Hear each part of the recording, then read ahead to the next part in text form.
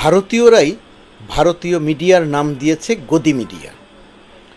এই গদি মিডিয়ার তাণ্ডব যে কি ভয়াবহ এবং এই গদি মিডিয়া যে কতটা বালখিল্য, এই গদি মিডিয়া যে কতটা অসত্যের উপরে দাঁড়িয়ে বাংলাদেশ ইস্যুতে এখন সেটা মর্মে মর্মে উপলব্ধি করা যাচ্ছে।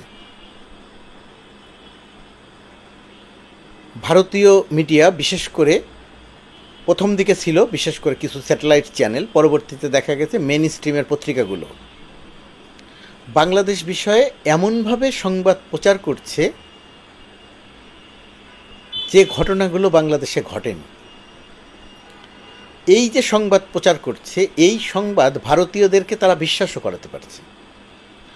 বিশ্বাস করাতে চাওয়ার একটা বড় কারণ হচ্ছে, যারা ভারত বিষয়ে জানেন, যেমন আমরা বাংলাদেশের মানুষ, আমাদের ভারতে যাতায়াত আছে, আমরা প্রতিনিয়ত যাই। যাবার কারণে যেটা হয়েছে, ভারত বিষয়ে আমাদের একটা আগ্রহ আছে এবং আমরা পড়াশোনা করে বন্ধুবান্ধবদের থেকে, ভারতে আমাদের প্রচুর বন্ধু আছে, তার সাংবাদিক বন্ধু আছেন, তাদের থেকে প্রতিনিয়ত ভারতের যে রাজনীতি, ভারতের যে অর্থনীতি, ভারতের যে সামাজিক অবস্থা, এর খোঁজ খবর রাখি আমরা বাংলাদেশের মানুষ হিসেবে। মোটামুটিভাবে পুঙ্খানুপুঙ্খ খোঁজ খবর রাখি। পশ্চিমবঙ্গের রাজনীতিতে কোথায় কী ঘটে, কবে কোথায় কোন পঞ্চায়েত, দুই পঞ্চায়েতে মারামারি হলো, ইত্যাদি ইত্যাদি সংবাদ বাংলাদেশের মানুষ, বাংলাদেশের সাংবাদিকদের একটা বড় অংশ রাখেন। ভারতের সুবিধা হচ্ছে, ভারতের অসুবিধা হচ্ছে, অসুবিধা হচ্ছে ভারত অনেক বড় দেশ। এখন ভারতের জনগণ এবং ভারতের মিডিয়া কেউই বাংলাদেশ বিষয়ে সেই অর্থে কোনো খোঁজখবর রাখেন না। তারা বাংলাদেশকে এক ধরনের গুরুত্বহীনভাবে মনে করেন, গুরুত্ব দিতে চান না। ছোট দেশ, কম জনসংখ্যা, তার 100-150 কোটি জনসংখ্যা, আমাদের জনসংখ্যা মাত্র 17 কোটি 18 কোটি। আয়তনে তো ভারতের সঙ্গে বাংলাদেশের কোনো তুলনাই চলে না। বাংলাদেশের অর্থনীতি ছোট, ভারতের অর্থনীতি বিশাল। ভারত এখন সুপার পাওয়ার হওয়ার প্রতিযোগিতায়, বাংলাদেশ সেখানে কিছুই না, ইত্যাদি ইত্যাদি। তো এই কারণে ভারতীয়রা, ভারতীয় সংবাদ মাধ্যম বাংলাদেশ বিষয়ে কিছু জানে না, খোঁজখবর রাখে, জানে না মানে খোঁজখবর রাখে না। এই খোঁজখবর না রেখে যেটা হয়েছে, এরা আবার সব কিছু জানার একটা ভান করে। এখন তারা যেটা করছে, বাংলাদেশ বিষয়ে এক ধরনের সার্কাসের যে জোকার থাকে না, ওই জোকার স্টাইলে, মানে মিথ্যা বললেও তো মিথ্যারও একটা ধরন থাকে, যে মিথ্যার কিছু মিথ্যা আংশিক সত্য, এরকম শতভাগ মিথ্যা, কাল্পনিক, গুজব, মানে ইউটোপিয়ান চিন্তাধারা ভারতীয় স্যাটেলাইট চ্যানেল, বিশেষ করে পশ্চিমবঙ্গের কিছু স্যাটেলাইট চ্যানেল, এমনকি মূলধারার কিছু পত্রিকাও এই সংবাদগুলো প্রচার করছে। যেমন তারা প্রচার করছে ডক্টর ইউনূস পালিয়ে যাওয়ার চেষ্টা করছে, ডক্টর ইউনূস পদত্যাগ করতে চাইছে কিন্তু ভয়ে পদত্যাগ করতে পারছে না, আর্মির সঙ্গে ডক্টর ইউনূসের গোলযোগ, ডক্টর ইউনূসের সময়ে এত হাজার কোটি টাকা পাচার হয়ে গেছে, অমুকে চোর, ডক্টর ইউনূসের সময়ে বাংলাদেশে হিন্দুদের উপরে নির্যাতন করা হয়েছে, হাজার হাজার হিন্দুকে হত্যা করা হয়েছে, বাংলাদেশের তার নামও জানি না, চিনিও না, দেখিও নাই কোনো দিন, এরকম একজনকে দিয়ে বলানো হচ্ছে, তার নাম বলা হচ্ছে বাংলাদেশের সাংবাদিক। কি জানি একটা নাম দেখলাম, কি রিপাবলিক না কোনো একটা চ্যানেলে। সে বাংলাদেশের কোথাকার সাংবাদিক, কি করে কিছুই জানি না। এর মধ্যে আবার ব্যতিক্রম আছে ইন্ডিয়াতে, 2-3 জনকে দেখলাম। অর্ক নামে একজনকে দেখলাম, অসাধারণ কথা বললেন বাংলাদেশের বাস্তবতায়। আরও 2-1 জনকে দেখলাম বাংলাদেশ থেকে ঘুরে গিয়ে সত্যটা বলছেন।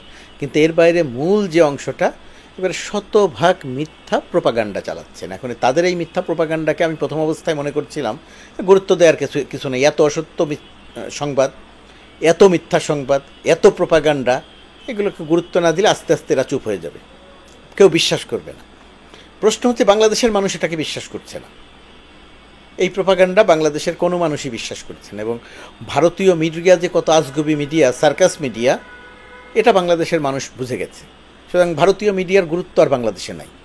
ভারতীয় মিডিয়ার কোনো সংবাদ বাংলাদেশের মানুষ এখন আর গুরুত্ব দিয়ে নেয় না। এই যে যেমন বলা হয় না যে made in China, made in China মানে ওইটা কয়দিন টিকবে তার কোনো ঠিক নাই, ভরসা নেই। ভারতীয় গণমাধ্যমের সংবাদ ওই রকম হচ্ছে। এটা কয়দিন এটা কতটুকু সত্য, আদৌ সত্য কিনা, এটা নিয়ে মানুষের মনে, বাংলাদেশের মানুষের মনে একটা পুরোপুরিভাবে একটা সন্দেহ তৈরি হয়ে গেছে। এর কোনো বিশ্বাসযোগ্যতা নেই, কোনো গ্রহণযোগ্যতা নেই ভারতীয় মিডিয়ার। কিন্তু ভারতে যারা অবস্থান করছে, যেহেতু তারা বাংলাদেশ বিষয়ে জানেন না, সেই কারণে ভারতের মানুষ বিশ্বাস করছে যে বাংলাদেশে সত্যি সত্যি এই ঘটনাগুলো ঘটছে। হ্যাঁ, অস্বীকার করি না যে বাংলাদেশে 5 আগস্টের পরে বেশ কিছু হিন্দু পরিবার আক্রান্ত হয়েছেন। সেই আক্রান্তটা যতটা না হয়েছেন হিন্দু হিসেবে, তার চেয়ে বেশি হয়েছেন রাজনৈতিকভাবে আওয়ামী লীগ করার কারণে। এখন আমি তর্কের জন্য ধরে নিলাম, না ঠিক আছে আওয়ামী লীগ করার কারণে হয় নাই, ধর্মের কারণেই হয়েছে, সেটাও ধরে নিলাম, তর্ক করা যায়, হয়েছে, সেটা হয়েছে এবং সেটা বন্ধও হয়ে গেছে। এখন আর কোথাও আক্রমণ হচ্ছে না, মানে এখন আর কোথাও আক্রমণ হচ্ছে না, আক্রান্ত হচ্ছে না। যারা আক্রান্ত হয়েছিলেন তাদের পাশে দাঁড়ানো হয়েছে, পুলিশ অ্যাক্টিভ ছিল না, তাদের পাশে দাঁড়ানো হয়েছে, এটা হচ্ছে বাস্তবতা। মামলা হয়েছে ইসকন নেতার বিরুদ্ধে, সত্যি মামলা হয়েছে, তার কিছু অপরাধ আছে, মামলা হয়েছে, তারপরেও আমি ব্যক্তিগতভাবে সেটার বিরোধিতা করেছি মামলা এবং গ্রেপ্তারের। কিন্তু একই সঙ্গে মামলা এবং গ্রেপ্তারের বিরোধিতা করছি, আবার ওই যে একজন আইনজীবীকে হত্যা, সেই হত্যা কে করেছে সেটা সুষ্ঠু গ্রহণযোগ্য তদন্তের মাধ্যমে শাস্তিও দাবি করেছি। এখন প্রশ্ন হচ্ছে এই ভারতীয় মিডিয়ার এই প্রোপাগান্ডার বিপক্ষে আমাদের করণীয় কি, বাংলাদেশের করণীয় কি? আমার কাছে মনে হয় যেহেতু বাংলাদেশের কোনো স্যাটেলাইট চ্যানেল ভারতে দেখা যায় না, বাংলাদেশের কোনো পত্রিকা ভারতে পৌঁছায় না, সুতরাং ভারতের জনগণের কাছে পৌঁছানোর কোনো মাধ্যম আমাদের এই মুহূর্তে নাই। সেই ক্ষেত্রে আমাদের দূতাবাসকে কাজে লাগানো যায়, কাজে লাগিয়ে যেটা করা দরকার, বাংলাদেশে ভারতীয় প্রোপাগান্ডা ধরে ধরে সংবাদের জবাব দেওয়া দরকার। এখন এই কাজটি করবে কে? এই কাজটি গণমাধ্যম করতে পারে, যার যার মতো করে করতে পারে, বড় বড় পত্রিকাগুলো করতে পারে, স্যাটেলাইট চ্যানেলগুলো করতে পারে।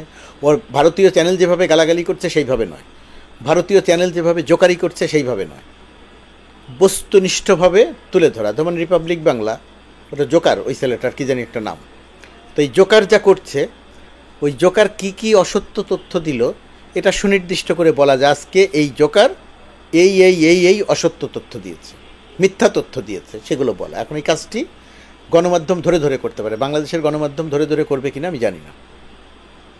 তাহলে কে করবে? একটা পরামর্শ হতে পারে তথ্য মন্ত্রণালয়। তথ্য মন্ত্রণালয়ের দায়িত্ব যেহেতু ছাত্র প্রতিনিধি উপদেষ্টা নাহিদ ইসলাম তো একজন কর্মঠ মানুষ, ত্যাগী মানুষ, সাহসী মানুষ। মৃত্যুর দুয়ার থেকে ফিরে এসে তিনি নেতৃত্ব দিয়েছেন, উপদেষ্টা হয়েছেন। তো নাহিদ ইসলাম তথ্য মন্ত্রণালয় থেকে একটা উদ্যোগ নিতে পারেন, একদল সংবাদকর্মীকে তিনি বাছাই করতে পারেন। পূর্বের সরকার যেরকম সংবাদকর্মীদেরকে সুযোগ সুবিধা দিয়েছিল, সাংবাদিকদের সুযোগ সুবিধা দিয়েছিল, টাউট বাটপাট সাংবাদিকদের সুযোগ সুবিধা দিয়েছিল, চুরি বাটপাটির সুযোগ দিয়েছিল, আমি কিন্তু সেই দিকের কথা বলছি না। আমি বলছি দেশের স্বার্থে তাদের কাজে লাগানো যায় এরকম একদল সাংবাদিক, সম্পাদকও নয়, সাংবাদিকের সঙ্গে নিয়মিত তথ্য মন্ত্রণালয় মিটিং করতে পারে এবং কিভাবে কোন প্রক্রিয়ায় এই প্রোপাগান্ডার বিপরীতে সত্যটা তুলে ধরা যায় সেই কেন্দ্রিক একটা উদ্যোগ তথ্য মন্ত্রণালয় নিতে পারে। এখানে আমাদের কোনো কিছু করার থাকলে নিশ্চয়ই আমরা ভূমিকা রাখতে প্রস্তুত আছি। ভারতীয় এই প্রোপাগান্ডার জবাব দেয়া কঠিন, আবার জবাব না দিলেও হবে না। জবাব দেয়াটা কি? জবাব দেয়াটা বাংলাদেশের গণমাধ্যমে ভারতীয় প্রোপাগান্ডার সুনির্দিষ্ট করে সত্য তথ্যটা তুলে ধরা। যেহেতু বাংলাদেশের স্যাটেলাইট চ্যানেল ভারতে দেখা যায় না, যেহেতু বাংলাদেশের পত্রিকা ভারতে দেখা যায় না, কিন্তু পত্রিকা ভারতীয়রা অনলাইনে পড়ে, ইংরেজি পত্রিকা পড়ে, বাংলা পত্রিকাও পড়ে, তো সুতরাং সেই পত্রিকাগুলোতে যদি সুনির্দিষ্ট করে এই সমস্ত সংবাদ প্রকাশ করা যায় তাহলে ভারতীয় প্রোপাগান্ডার একটা জবাব হতে পারে। প্রোপাগান্ডার জবাব কিন্তু প্রোপাগান্ডা দিয়ে দেয়া যাবে না, প্রোপাগান্ডার জবাব প্রোপাগান্ডা দিয়ে দেয়া যাবে না। প্রোপাগান্ডার জবাব সত্য তথ্য দিয়ে দিতে হবে। সত্য তথ্য দিয়ে দিতে হবে এই কারণে যে বাংলাদেশের হাতে সত্য তথ্য আছে, কারণ বাংলাদেশে হিন্দুরা আক্রান্ত হচ্ছে না।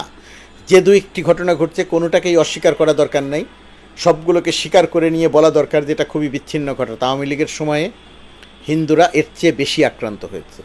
যে ভয়েস অফ আমেরিকার জরিপ দেখা গেছে না, যে হিন্দুরা এখন অনেক বেশি নিরাপদ বোধ করছে, এটা সবচেয়ে বড় সত্য। ইসকনের সঙ্গে একটা গোলযোগ তৈরি হয়েছে, এর অর্থ এই নয় যে বাংলাদেশে হিন্দুরা আক্রান্ত হচ্ছেন। শেষ যে প্রস্তাব আগেও দিয়েছি, আবারও দিচ্ছি, ভারতীয় সাংবাদিক বন্ধুরা, আপনারা যারা বাংলাদেশে আসতে চান অথবা বলি বাংলাদেশে আসেন, ভিসা প্রক্রিয়া কিন্তু অনেক সহজ আপনাদের জন্য। আপনারা চাইলেই ভিসা পাবেন। কলকাতায় ভিসা চান, দিল্লিতে ভিসা চান, আপনারা চাইলেই ভিসা পাবেন। যদি ভিসা না পান, আপনারা অনলাইনে কথা বলেন, ইউটিউবে কথা বলেন, আমরা সেই জায়গাটিতে দায়িত্ব নেব। ডক্টর ইউনূস কিন্তু বলেছেন চাইলেই ভিসা পাবেন, আপনারা অতি দ্রুত সময়ের মধ্যে পাবেন, ভারতীয় সহ সকল বিদেশি সাংবাদিক। আপনারা আসেন, আপনারা এই যে লিখছেন না হাজার হাজার হিন্দু আক্রান্ত হয়েছে, শত শত হিন্দুকে হত্যা করা হয়েছে, এগুলো যে কত বড় অসত্য, কত বড় মিথ্যা, কত ফলস সংবাদ, কত বড় প্রোপাগান্ডা, আপনারা সাংবাদিকরা এসে সেটা দেখে যান। আপনাদেরকে কেউ গাইড করবে না, কেউ ভয় দেখাবে না। আপনারা চট্টগ্রাম যেতে চান, আপনারা ব্রাহ্মণবাড়িয়া যেতে চান, আপনারা নোয়াখালী যেতে চান, আপনারা যেখানে যেতে চান যান, গিয়ে দেখে সংবাদ প্রকাশ করেন, ভারতীয়দের জানান, সত্যটা জানান। এই প্রোপাগান্ডা চালাবেন না। বাংলাদেশ বিষয়ক প্রোপাগান্ডা চালাতে গিয়ে বাংলাদেশে আপনারা গ্রহণযোগ্যতা হারিয়েছেন, আপনারা ভারতেও গ্রহণযোগ্যতা হারাবেন। নির্বাচনের সময় একবার গ্রহণযোগ্যতা হারিয়েছেন, যাদেরকে বিজয়ী করতে চেয়েছেন, যেভাবে করতে চেয়েছেন সেটা পারেন নাই, তখন একবার আপনারা গ্রহণযোগ্যতা হারিয়েছেন, এখন আবার গ্রহণযোগ্যতা হারাচ্ছেন। একটা জোকার ফলস সংবাদ প্রোপাগান্ডা মেশিন হিসেবে আপনারা নিজেদেরকে প্রমাণ করছেন। তো ভারতীয় প্রোপাগান্ডা মোকাবেলার জন্যে তথ্য মন্ত্রণালয়, উপদেষ্টা নাহিদ ইসলাম একটা উদ্যোগ নিতে পারেন। সেই উদ্যোগে নিশ্চয়ই বাংলাদেশের সংবাদকর্মীরা সহায়তা করবে, নিশ্চয়ই বিষয়টি বিবেচনা করে দেখতে পারেন।